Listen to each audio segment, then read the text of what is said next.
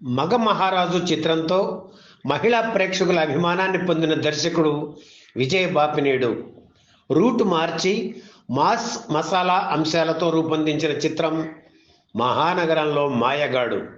Megastar Chiranjeevi title పాత్ర పోషించారు. తన చెల్లెలి పెళ్లి కోసం కట్నం డబ్బు సంపాదించడానికి పట్నం వెళ్ళి రోజుకో గెటప్తో మాయలు చేసే పాత్ర ఆయనది. విజయశాంతి ఆయనకు జోడీగా నటించారు. ఇందులో చిరంజీవి హరిదాస్ గెటప్లో చెప్పే భయమే నీ శత్రువు హరికథ సినిమాకే హైలైట్.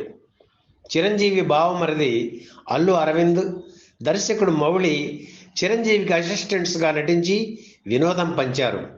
1984 జూన్ 28న విడుదలైన మహానగరంలో మాయగాడు చిత్రం పెద్దగా ఆడలేదు.